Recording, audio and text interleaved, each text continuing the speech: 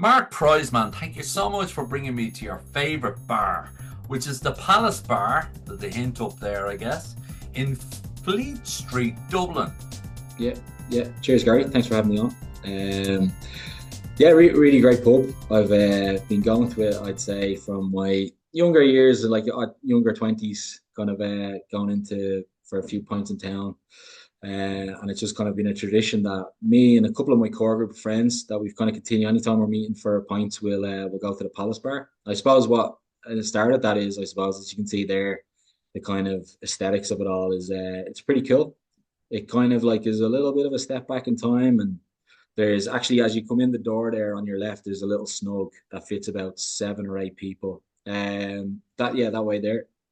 So there's a door. You come up the stairs. The door leads in, and there's a snug there, so you can fit about 7 or 8 people in there.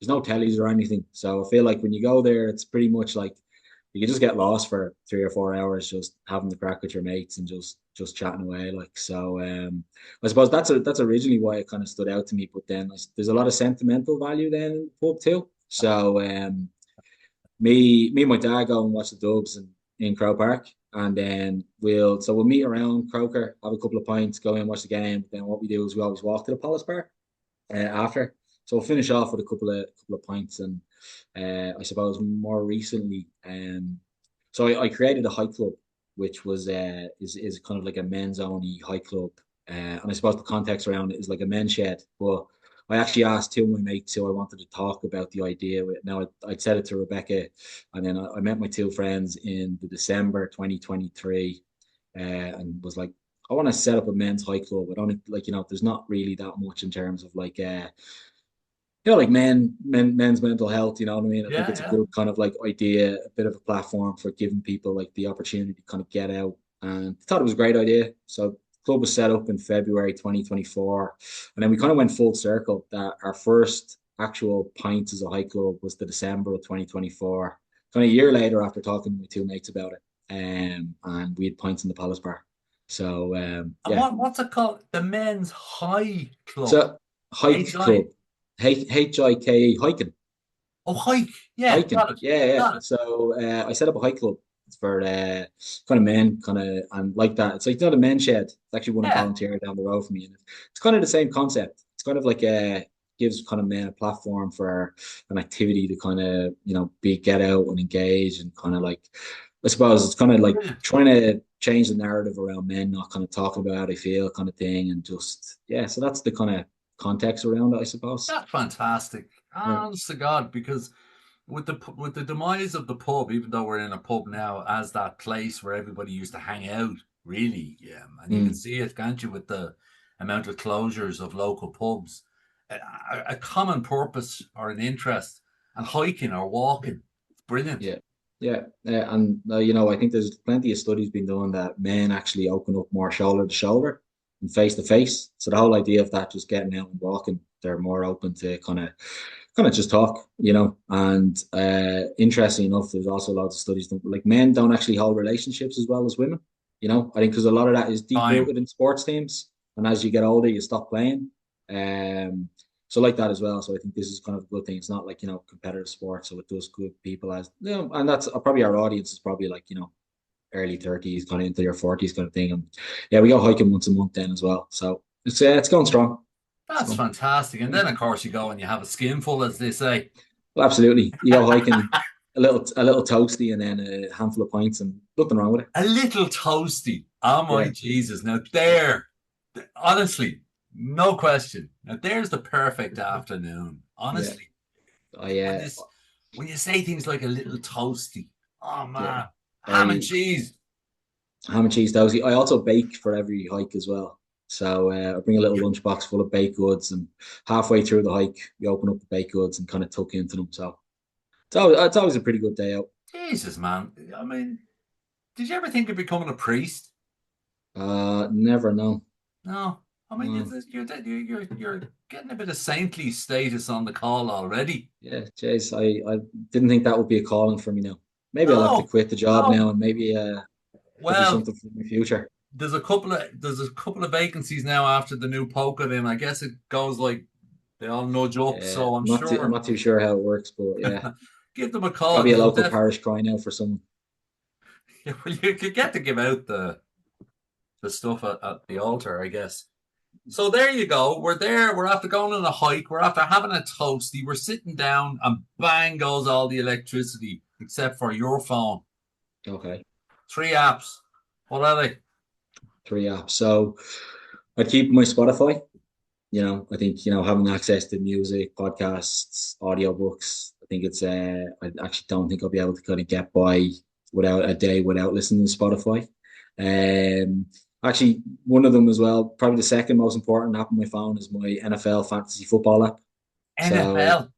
NFL fantasy football. So I'm in three leagues and we have a fantasy football draft every year.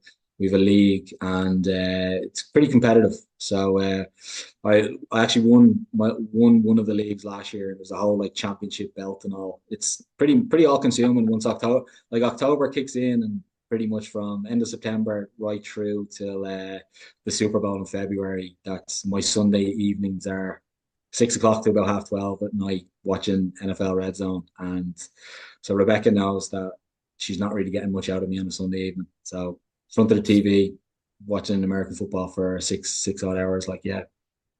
So So hold on. I have to go back to why did they call it football?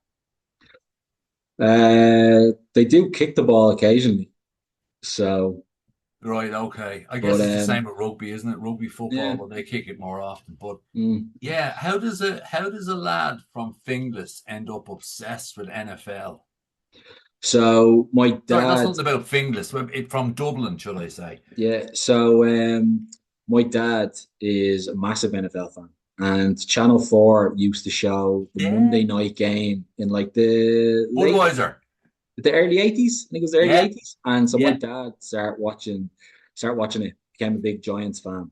So we grew up in the house, and every Sunday this NFL would be on. So we just it was kind of normality in our house. Every Sunday we'd Yeah. just be in on the couch Okay. watching that with my dad. And then they brought us over to the States when we were young and we got to pick out a jersey, and that was just the team I followed. And I've been following that team since I was like a kid, yeah.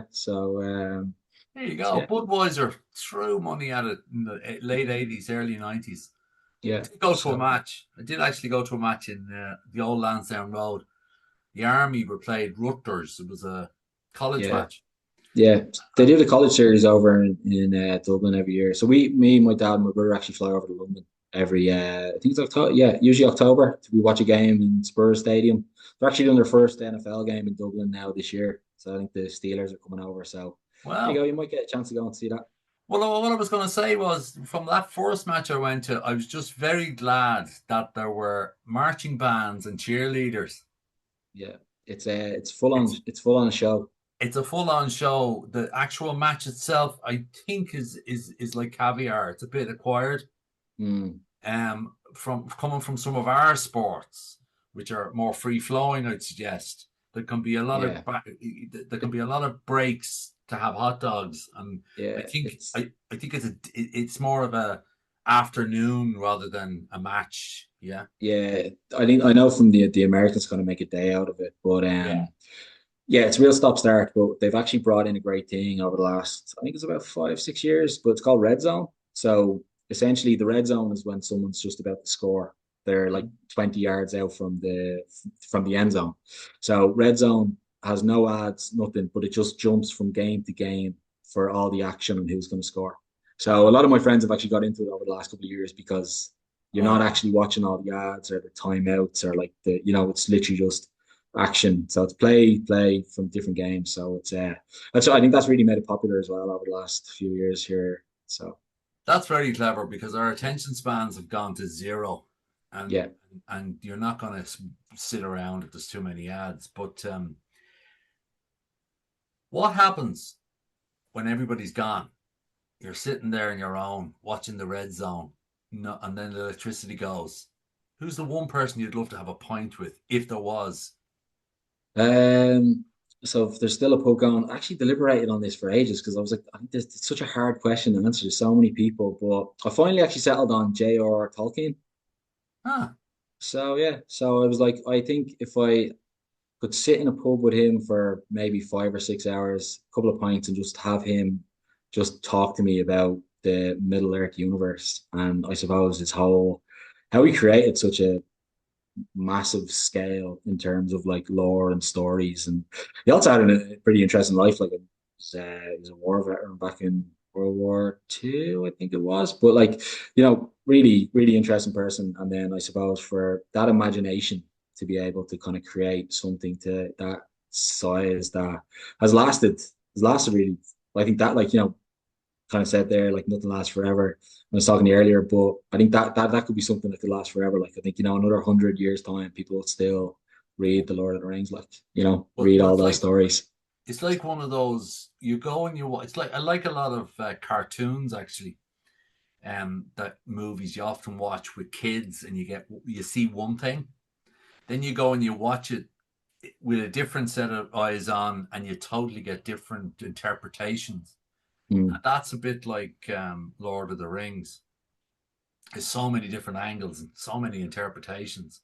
Were you a big fan of reading them or watching them? So when I was much younger when the Fellowship came out in the cinema, and I remember watching that in the cinema, being like, "This is absolutely amazing. What is this?" So it came out around Christmas time. So on Christmas morning, one of my presents was the Fellowship of the Ring, the book. So I ended up reading the books within a couple of weeks. Then Yeah. read The Hobbit, read the Silmarillion, Unfinished Tales. Kind of just kept reading everything it was, which was great. But also then by the time the next film came out, I kind of knew what was happening, but the films were able to live up to the expectations. But kind of like Christopher Lee plays Saruman in it. He read The Lord of the Rings every year. So I think I tried to obviously emulate him because he was such a big part of the films and loved it so much that I try and actually read it every year. This year I changed it up a little bit thanks to Spotify. I listened to Andy Serkis, who played Gollum, done the audiobooks, and absolutely is amazing. Does all the different characters, all the different voices. So instead of reading it this year, I listened to it, and it's actually probably changed. I was like, oh, I actually don't think I'll be able to. I was like, I think I'd probably want to listen to it again, maybe next year as well. Like it's pretty incredible. Isn't that So really interesting what you're saying? Because I've started listening to history on mm, Spotify and Audible, reflections of history, and they just have the sound effects, and I find them so much more engaging. yeah, My own mind is actually having known the horrors. You can yeah. you can really feel it. Whereas sometimes we're so visual that they're nearly sanitizing out what you're seeing. Yeah, yeah, you can get Um, lost in it, like I think when you're listening to it. totally, totally. But the reason I asked you about the books is I can't say I read the books, but I always was taken by the pictures. The Yeah, the pictures are just incredible. I don't know if he did them. I doubt he did, or otherwise he's a superstar. But the illustrations were amazing, yeah. absolutely amazing, and that tells you a lot about me. If it doesn't have pictures in it, I wouldn't read the book. So It's not going to keep your interest. don't no, no, not at all. What motivates you, Mark?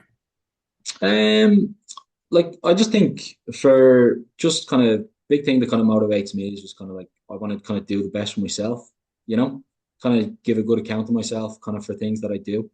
So I think that's kind of a big driving force. And then obviously my wife with 3 dogs, my family, kind of being able to kind of provide for them. But I suppose from also I suppose like the same kind of thing with the high club. I think, kind of community, being able to kind of have a bit of a purpose and impact. And I suppose I kind of like not to go too much into work, but I think that actually quite works well then for the line of work that I'm in. It's actually we're able to, sometimes recruiters get a bit of a bad name and it's all kind of like, you're just looking for jobs and looking to fill money and all. But, there's a real purpose there. You're actually really helping someone with their career and their next step, which could be actually really life changing. And then, on the other end, you're getting to help work with really good clients and you're actually helping their business needs as well by actually being able to showcase great talent to them and add them to it. So, yeah, look, I think helping people is a big thing, which I suppose in my later years has just kind of flowed into the high club, and I suppose that purpose there for me, and then for a wider kind of community around it. There's two things I'd like to go back to. One is we always very empathetic. Like, to me, you're a young man, right? And you're very empathetic. Is that something that you've always had? Um, yeah, maybe a little bit. So it's actually funny doing the whole emerging leaders course. I found that I'm actually really an empathetic like leader, as in Yeah. like my leadership style is kind of like like that personable. I want to work with people. I'm more like I see myself more as a coach. But it's actually funny. I talked about it because my background is actually in Primark. I was before I left Primark, I was like an assistant store manager. So pretty, I was doing pretty well there. I was climbing the ladder, but my leadership style was not like empathetic when I was in Primark. I was pretty talked about it. I was pretty autocratic. I was pretty much like, you know, kind of Yeah, well, I it needs to get suppose. done here. So it was very much like, you're like kind of like, driving the sled a little bit. Like, but I think the big thing for that was I was like kind of being able to understand that that style was needed for what I was doing. It Totally. wasn't necessarily what I really enjoyed. And I think a big part of me kind of leaving that part of my life and that career was this actually isn't really like that fulfilling for me. This actually doesn't really tick a lot of boxes. Where I'm much happier now. Where I actually, yeah, like I feel like I lead with a lot of empathy, which Yeah. I No, think I think isn't a bad thing. no, I just feel that from you even talking to you, and the stuff that you do that you don't have to do, that you do because you want to do it, which is nice for such a young man. The Mm. other question and final question is, what type of dogs do you have? Oh, so I have three dogs, and to begin explaining them, quite difficult. They're all very different. So Polly's our longest dog. Polly's 8, so she's like kind of this like Pomeranian, kind of like corgi, kind of Small little terrier yo, cross. small, small. So yeah, all three of them are kind of like kind of terrier, a little bit of terrier, but the three of them are all rescues. So Oh, my wife works in veterinary, and all three of the dogs. So we've Polly, we've Brute, and we've Phoebe. Phoebe, we actually only have about 6 weeks, so she's our latest okay. adopted dog. Tell me Sorry, about Brute. I like Brute. Groot. Oh, So Groot, Groot. yeah, do you watch the Marvel films, Guardians of the Galaxy? No, Groot. Tell me Okay, who he is. there's a big talking tree in that, and I'm obviously a big Marvel fan, so I surprisingly won the argument of naming Groot when he came along, and that's what I decided. And Rebecca liked it, but he's actually funny. He's only about 3 years old, but he looks like he's about 20 odd. Like Oh, he he's look, like that shaggy old. yeah, Yeah. yeah, like really lively, but just looks really old in the face. Where we've been out having coffee some mornings, and like people have stopped being like, ah, bless him, he's not long left for this earth and all. I was like, whoa, it's like he's actually only 3, 4, like he's actually grand. Yeah, He'll be living Now around you longer than I know. will. Mark, now you know how I feel. I'm bald since I was 28, right? But I just look 60 for the rest of my life. It's Mm. great. My wife, Denise, it's great. She said, oh, isn't she great? Bringing her dad out to fucking walks and stuff. But dogs are great. You'll never have you Yeah. never have a bad day, or they're great listeners, and anyone who ever tells you they've dogs, Yeah. they usually have Uh, great times with dogs, right? yeah. Absolutely. I wouldn't be able to picture my life without them. As much No, as sometimes they can be like, they can make a mess or whatever, but at the end of the day, they're just all love and affection for you. You know what I mean? They give you everything they have, like, and that's absolutely they're true. they're amazing creatures. Like, And they're great listeners. That's the great yeah. thing about them. Anyway, Mark, it's been short, sharp. We've been around the places. You're an empathetic leader. You go to bordellos for a few pints. You go hiking. My goodness, we've covered a lot. Thank you so much. I Cheers, appreciate guys. your time. No, And really I'm appreciate it. sure, Great chatting to you. yeah, I hope people find the episode very interesting, because I have. Cheers. Thanks so much.